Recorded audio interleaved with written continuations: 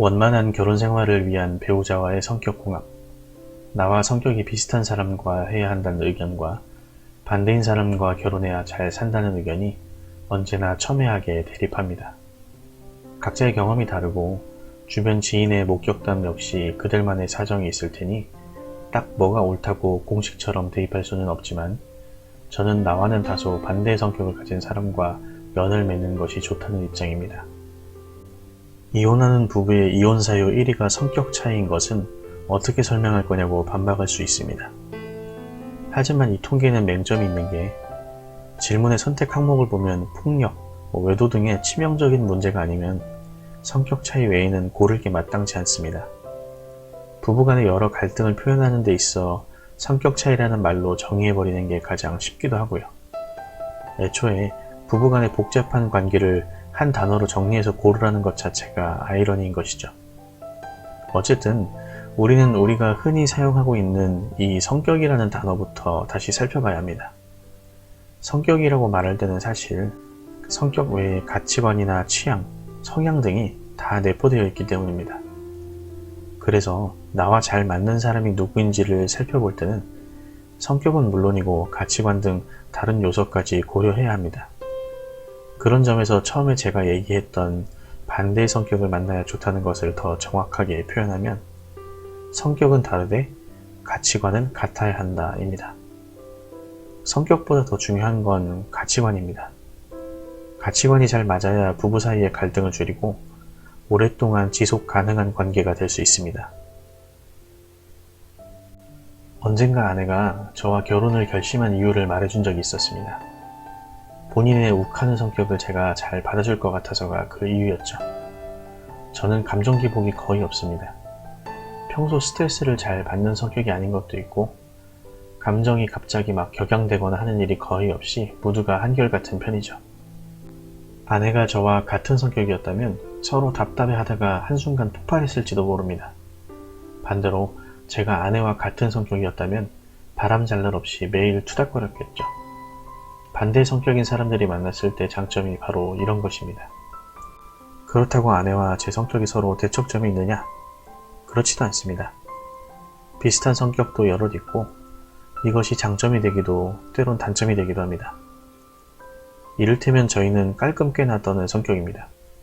정리정돈이 생활화되어 있는데 어느 한쪽이 어지럽히는 성격이면 언제나 한쪽이 손해보고 막 폭발하고 또 그래서 잔소리하면 한쪽은 또 짜증만 쌓였을 겁니다. 또 한편으로는 둘 다 남에게 싫은 소리를 잘 못하는 성격입니다.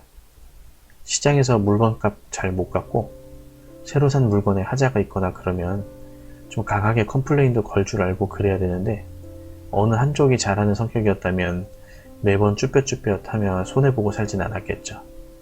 성격이 완전 정반대이거나 모든 게 다 같은 사람을 만날 확률은 거의 없을 겁니다.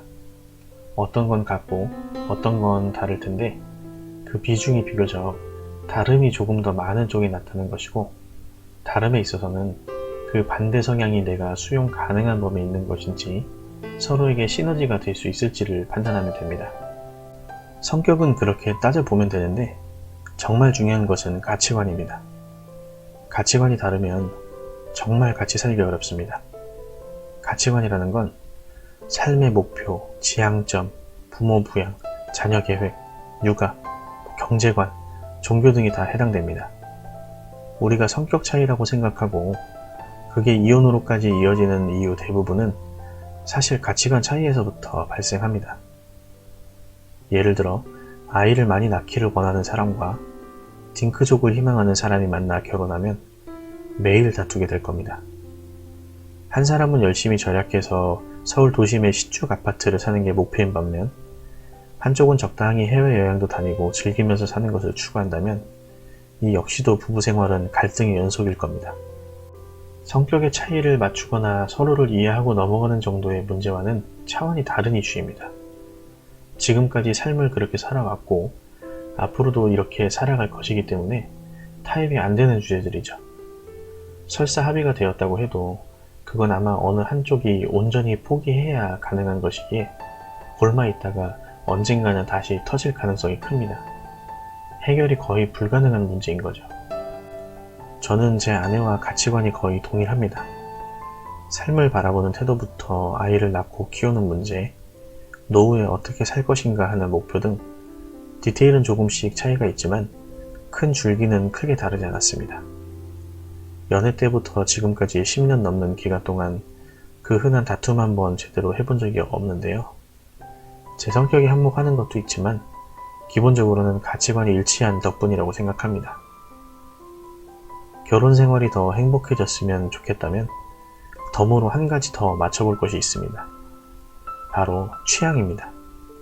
서로가 좋아하는 것이 같으면 즐거움은 배가 됩니다. 이를테면 여유를 즐기는 방법 같은 게 그렇습니다.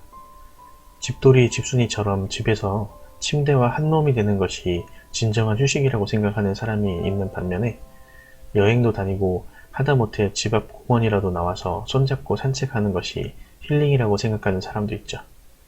취미도 마찬가지입니다. 서로 다른 취미를 갖는 것이 나쁘다고 할 수는 없지만 같은 취미를 가진 부부들을 보면 언제나 활력이 넘치고 금술이 좋아 보이거든요. 처음엔 나와 반대인 사람에 끌리지만 결국엔 비슷한 사람과 만나야 오래 간다는 말이 있습니다. 이 말을 제 식대로 해석해 보자면 내가 갖고 있지 못한 반대 성향의 사람에게 매력을 느끼지만 곁에 두고 오래도록 함께 있으려면 결국 삶의 가치관과 이정표가 같아야지만 가능하다는 뜻일 겁니다. 나는 소주를 좋아하고 상대방은 와인을 좋아해도 같이 술 한잔하는 시간을 즐기고 소중히 여길 수 있으면 됩니다. 보폭과 속도는 다를지라도 결국 같은 목적지를 두고 함께 걸어가면 되는 것이죠. 성격보다는 가치관이 훨씬 중요하다는 것 잊지 마시고 나와 어울리는 좋은 반려자를 선택하시기를 바랍니다. 시청해주셔서 감사합니다.